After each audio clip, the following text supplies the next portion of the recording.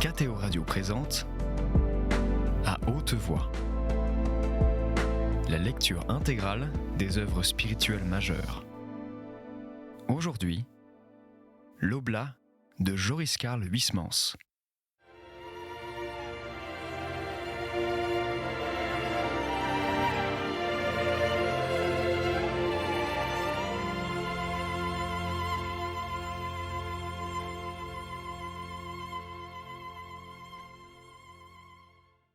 Il se repassait des ordonnances singulières mais efficaces, puisqu'aucune de leurs nuances n'a bougé.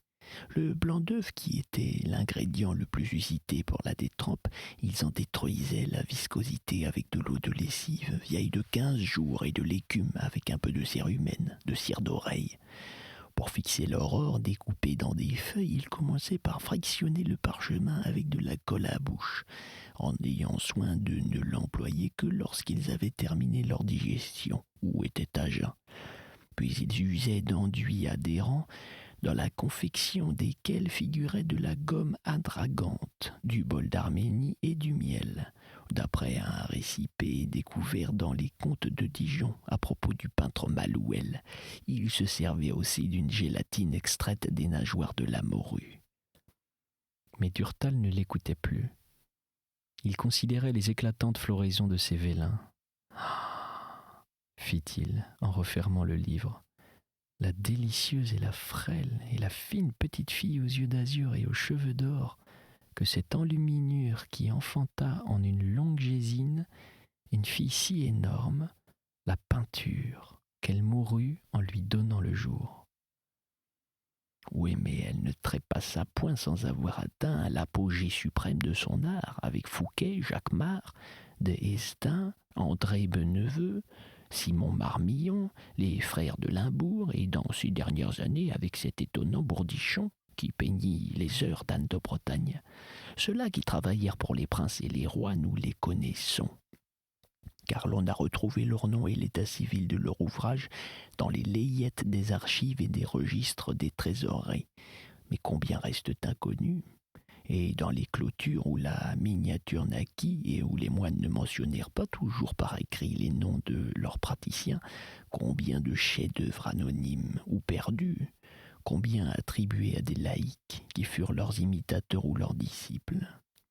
Certainement, reprit M. Lampre après un silence, en ouvrant les heures de la Vierge, ce manuscrit est une merveille.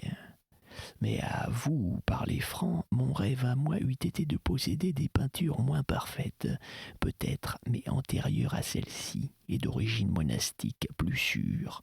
Cette Bible, par exemple, dont il est question dans la chronique de Cluny, et qui avait été copiée et enluminée par Albert de Trèves, et parée par les ornemanistes du cloître d'une reliure sertie d'or et œillée de béryl et de rubis, ou bien encore un volume de ce religieux nommé Durand, qui illustrait si magnifiquement les livres liturgiques de l'abbaye, que l'abbé voulut, en signe de reconnaissance et d'admiration, que la communauté doubla pour lui, après sa mort, l'office que l'on chantait pour chacun des frères défunts.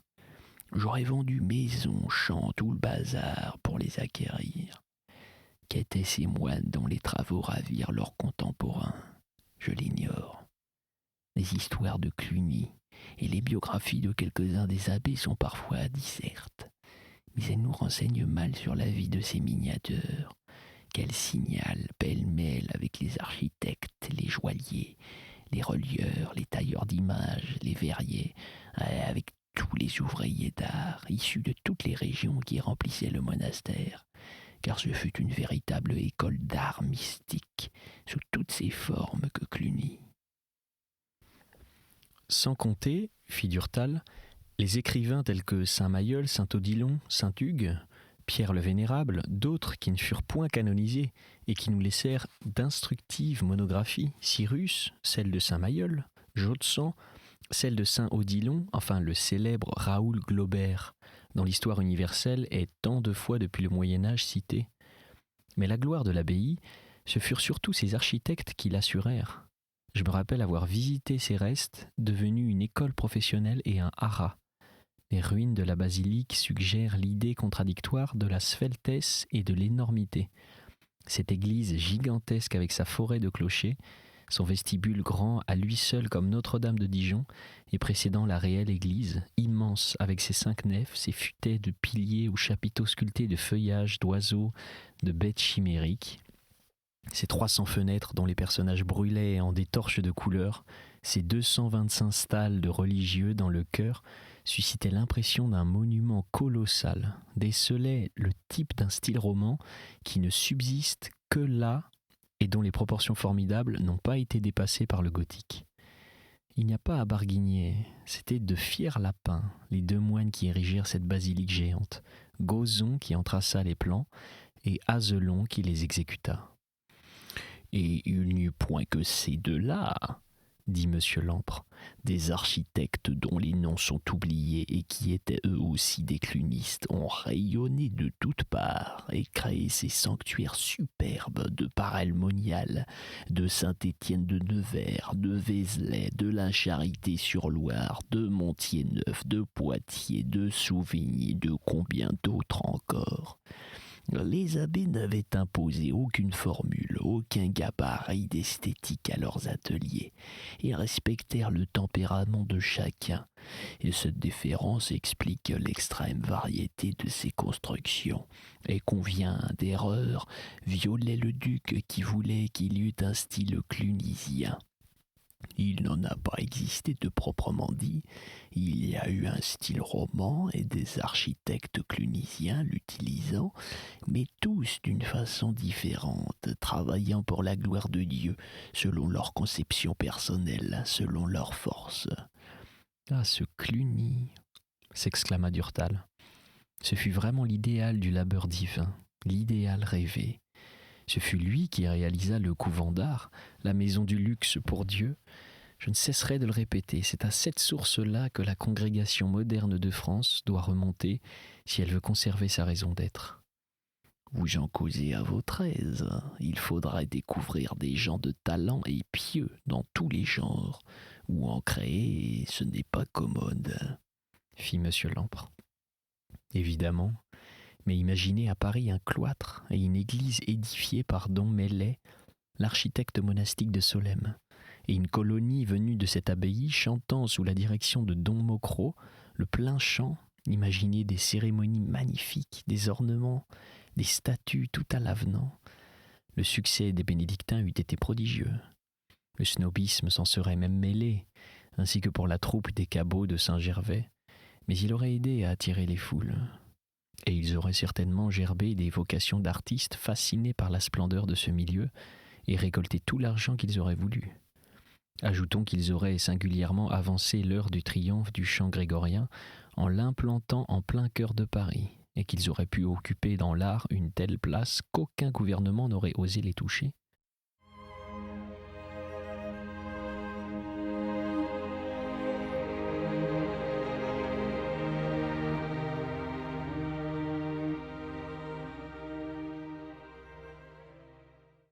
Afin d'obtenir un semblable résultat, il eût été nécessaire, pour parler la langue industrielle, de faire grand, d'exposer une maîtrise impeccable, de dérouler sous d'imposantes voûtes un habile cortège de fastueux liturges. Seul Solesmes était de taille à réaliser un pareil concept. Mais par suite de circonstances désastreuses, indépendantes de sa volonté, l'abbé n'a pu établir un monastère à Paris. La malchance s'en est mêlée, comme autrefois à Solesmes même, lorsque Don Couturier voulut rénover l'enluminure. Tiens, vous savez cela ? Dame, Don Feltin m'a raconté ce projet et nommé un oblat fort expert en cet art désuet. Anatole Fouché, oui, je l'ai jadis fréquenté. Et qui a façonné des élèves à Sainte-Cécile de Solesmes, et aussi chez les bénédictines de la rue Monsieur à Paris, car les miniatures se sont maintenant réfugiées dans les cloîtres féminins de l'ordre. J'ai vu d'ailleurs des vélins dessinés et coloriés par ces moniales de Paris, et aussi par celles de Dourgne, et qui révélaient en su d'une savoureuse adresse de métier des surgis d'âmes vivant en Dieu, vraiment charmantes. Il y a bien aussi les dames du monde qui historient le parchemin, mais je n'ai pas besoin de vous décrire leur contresens liturgique et la fadeur de leurs imageries dignes de figurer sur des boîtes de baptême et dans les pieux et bébêtes grosses-mousses d'une bouasse. Celles-là, je les connais. Je les ai autrefois visitées à Paris, où la société de ces nobles gribouilleuses les exhibait en de précieux salons. Mais il y a encore pis, une nouvelle école, appliquant les procédés du Moyen-Âge à des sujets contemporains et profanes. Celle-là, composée de pénibles virtuoses, plaque sur des fonds, en relief, une boue d'or qui sert de monture à des turquoises d'occasion et à des bouts de perles. C'est la rastaquouérisme de l'enluminure. Je doute qu'elle puisse jamais être traitée avec un goût plus vil et un dessin plus bas. Je vous l'ai dit, avant de disparaître complètement, elle se servit en fouché, et en ses quelques disciples perdus d'ailleurs des grilles des cloîtres. À noter encore, j'ai lu cette annonce quelque part, que les bénédictines de Mar et Drey, en Belgique, ont illustré un superbe manuscrit de la règle de Saint-Benoît, offert à l'empereur d'Allemagne par l'abbé de Maria Lache. C'est tout ce que je sais. « J'arrive en retard ?» s'écria mademoiselle de Garembois qui entra en coup de vent dans la pièce. « Mais c'est la faute du père Felletin que j'avais fait demander à l'auditoire. »« Le déjeuner est prêt, » fit monsieur Lampre, en voyant la bonne ouvrir la porte de la salle à manger. « Allons à table, vous vous excuserez après. »« Je suis furieuse, » dit-elle, lorsqu'ils furent assis. « Je n'ai pu communier ce matin, parce que malgré sa promesse, don Felletin ne m'a pas confessé hier au Carmel de Dijon. Il vient de m'expliquer qu'il avait été requis au dernier moment et mis dans l'impossibilité de prendre le train. Vous avouerez que depuis la nomination de ce curé, notre situation devient absurde au Val des Saints. »« Je vous crois, » repartit Durtal. « Quand je pense que le jour de la Pentecôte, le jour de la fête du Saint-Esprit, les pères n'ont pas officié à l'église parce que c'était un dimanche et que ledit curé n'avait pas jugé à propos de leur prêter son immeuble. C'est inouï. Il a fallu se contenter d'une messe chantée dans ce malheureux petit oratoire où l'on étouffe et où aucune cérémonie n'est possible. Lorsque je me rappelle pareille fête l'année d'avant, avec l'office pontifical, la théorie des moines dont les coules noires et les aubes blanches tranchaient sur le pourpre et l'or des ornements, lorsque je me rappelle le Veni Creator, enlevé par tous les moines et projeté jusqu'aux voûtes par la trompe des orgues, et que je songe à la misère de ce que j'ai entendu et vu dans le brouhaha et l'asphyxie de ce pauvre refuge, j'enrage. Et vous, à tous les 500 diables et l'épiscope et ce curton, vous avez la messe et les vêpres de la paroisse, dit en riant monsieur Lampre. Ah, s'écria Durtal. Figurez-vous que dimanche dernier, je me suis glissé à l'heure du salut dans l'église et que j'y ai assisté à l'un des spectacles les plus bouffes qui soient. Le baron des Atours était debout devant un harmonium dont son grand cadet lingeol de fils lubrifiait de ses doigts humides les touches. Et le baron, après s'être nonchalamment passé sur le stérile boulet de son occiput, une main qu'allumait des bagues, a retroussé la brosse à dents de sa moustache militaire, et les yeux au ciel d'une voix ascétique, a débité un étonnant couplet dont je n'ai retenu que la fin. « Jésus sera mon ambroisie, et mon doux miel, je serai sa maison chérie, son petit ciel. » Voyez-vous le baron devenu le petit ciel du Christ ? Les paysannes ahuries ouvraient des bouches en valves d'huîtres, et notre curé dodelinant du chef et souriait, déférent et heureux. « Oui, certainement, » répliqua monsieur Lampre, avec sa morgue et ses prétentions vocales. « Le baron des Atours est bien ridicule. Mais sorti de là, il faut dire pour être juste qu'il est un brave homme, qui rend d'appréciables services aux sociétés philanthropiques de Dijon. Son fils est également beaucoup moins godiche qu'il en a l'air. C'est un honnête garçon, très travailleur. Mais dame, il n'a jamais quitté sa province. Tenez bien qu'il soit provincial aussi, celui-là. Je vous le recommande, » poursuivit-il en débouchant avec des soins infinis une bouteille. « Ce vin est du clos de la Comarenne. Il est produit par des vignobles dépendant du finage de pommard. Nos pères le qualifiaient de loyal, de vermeil et de marchand. Il est dans tous les cas bouqueté par l'âge et de bonne garde.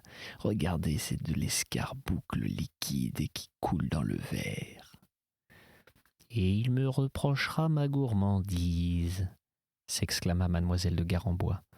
Ma nièce, les grands crus sont des œuvres monastiques comme l'architecture, comme l'enluminure, comme tout ce qui est bel et excellent ici-bas. Le Clos Vougeot et le Chambertin, l'honneur de notre Bourgogne, ont été cultivés, l'un par les moines de Cîteaux, l'autre par les moines de Cluny. Cîteaux a possédé des vignobles dans les climats de Corton et de la Romanée. Les chartes de Volnay mentionnent sur le territoire de cette commune le Clos Saint-Andoche, qui appartenait à l'abbaye bénédictine de ce nom. Le monastère cistérien de Mézières, et plus tard, les carmélites exploitèrent de nombreuses chevances à Savigny-les-Beaunes.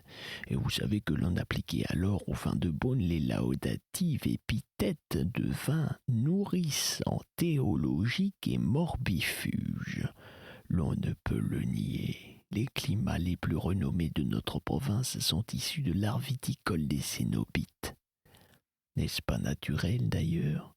Le vin est une substance sacramentelle. Il est exalté dans maintes pages de la Bible, et notre Seigneur n'a pas trouvé de plus auguste manière pour la transformer en son sang. Il est donc digne et juste, équitable et salutaire de l'aimer. Les médecins le prohibent maintenant, dit mademoiselle de Garembois. Les médecins sont des imbéciles, reprit monsieur Lampre. Outre que le vin réjouit le cœur de l'homme, ainsi que l'énoncent les saintes écritures, il est d'un réconfort autrement puissant, autrement sûr que les fers qui n'assimilent point et les autres drogues.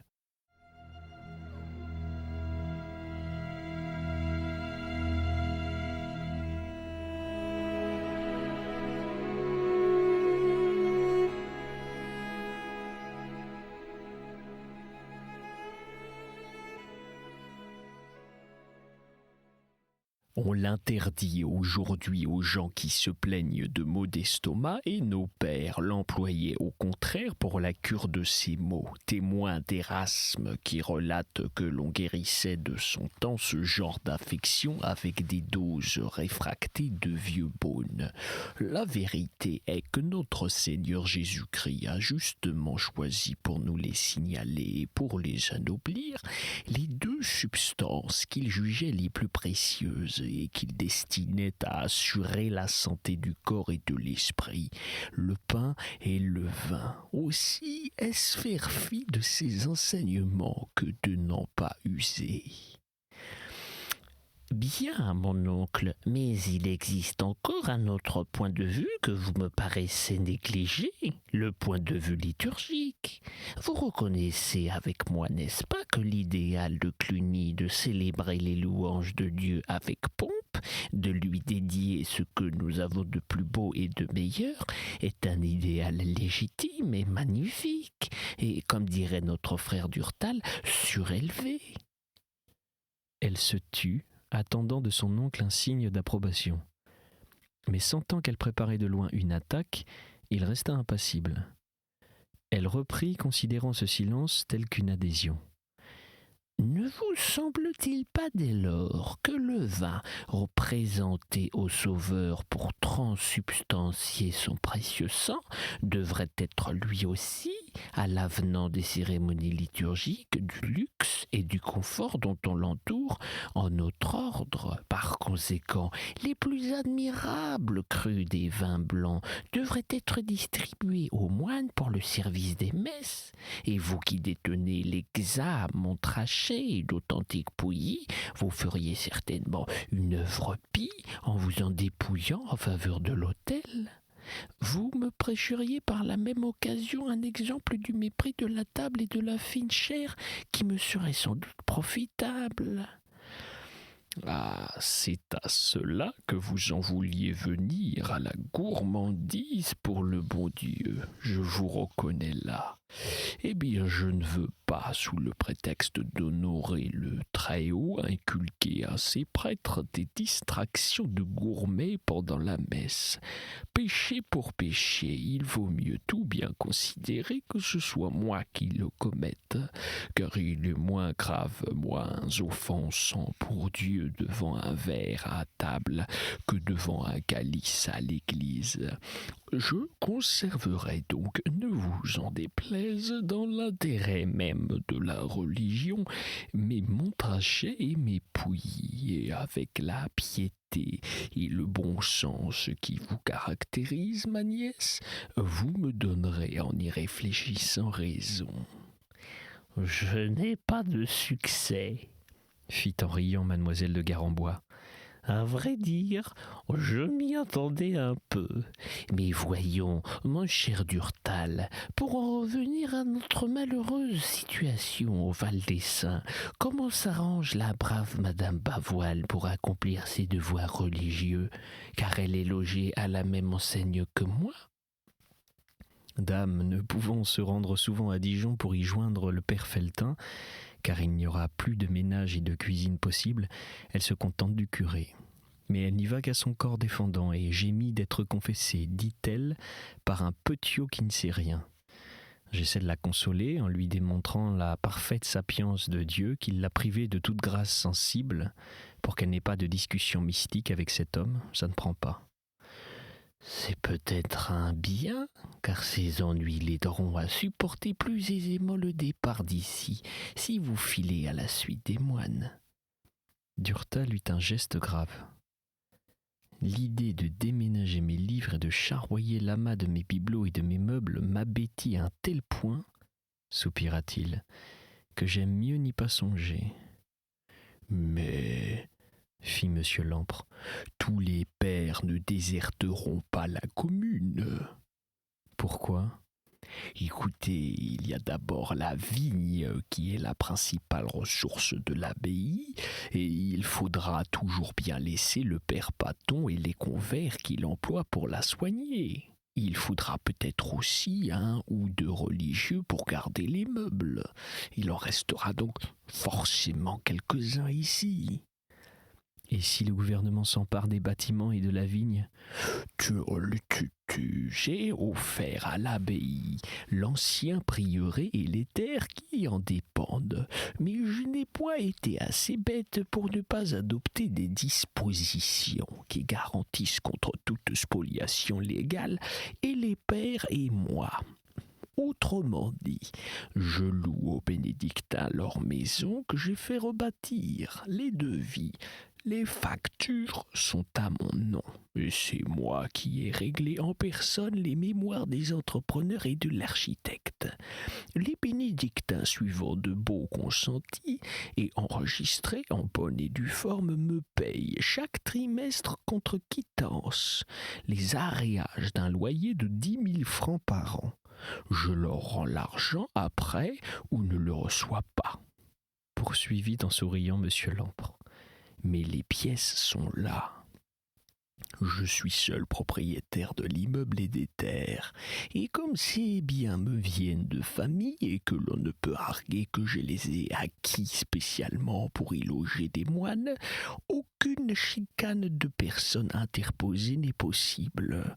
De même pour la vigne, elle a été achetée à mon nom, soldée par moi chez notaire, les actes en témoignent, et je suis également censé la leur avoir louée pour la faire valoir. Mes droits sont au point de vue juridique incontestables. Oui, mais ils peuvent empêcher les bénédictins d'être vos locataires.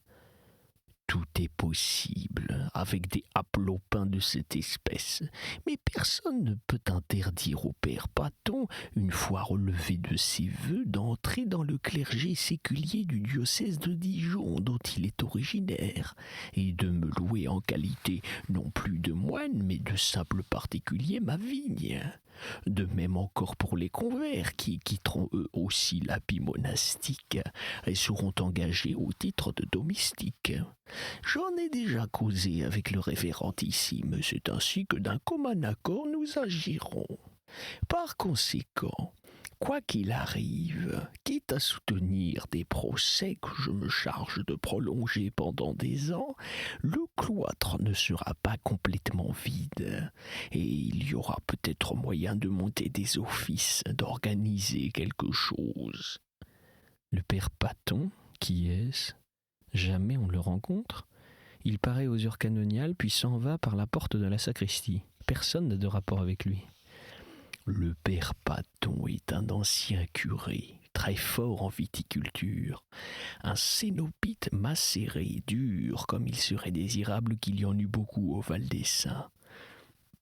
Il est au demeurant un excellent homme qui trime du matin au soir, ainsi qu'un paysan, et qui, à cause même de son genre de travail, vit très à l'écart. J'ajoute qu'il a des vertus laïques, c'est-à-dire qu'il ne dénonce pas ses confrères et ne considère point la délation telle qu'une vertu. Nous aurons en lui un directeur rugueux, mais dévoué, aimant vraiment les âmes.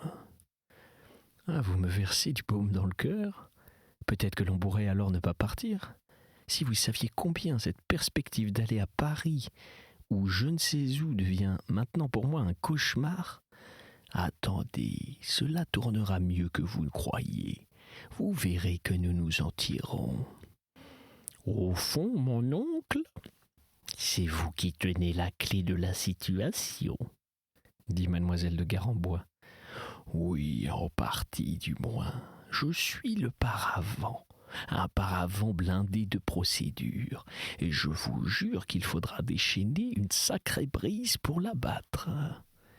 J'ai visité une fois, pendant une promenade, la vigne des Pères, reprit Durtal. Elle est spacieuse et bien située, il fabrique avec des vins de Metz. Oui, pas mauvais d'ailleurs. Le coteau sur lequel le vignoble est placé est un sol argilo-calcaire, coloré de rouge par des oxydes de fer. Il ressemble à la terre de certains des climats de Pommard. Le père Paton y a planté des cépages de pignot, et dans quelques années, si les saisons sont propices, ce ne seront plus de simples vins de messe, mais des vins de table, plus qu'ordinaires qu'il récoltera. Ce jour-là, l'abbaye sera riche. En attendant, la vente des vins blancs suffit presque à compenser la dépense de la communauté. Aussi faut-il sauver à tout prix ce clos, car si les moines se fixent à l'étranger, ce sera grâce à lui qu'ils vivront, sinon ce sera la disette, et à bref délai la débâcle. C'était À haute voix, une émission de KTO Radio. Aujourd'hui, L'Oblat de Joris-Karl Huysmans. Lecture, Pierre Deveau. Captation et réalisation, Aymeric Plouinec et Thibaut Dagalier. Une émission disponible en podcast sur ktoradio.com et sur l'application KTO Radio.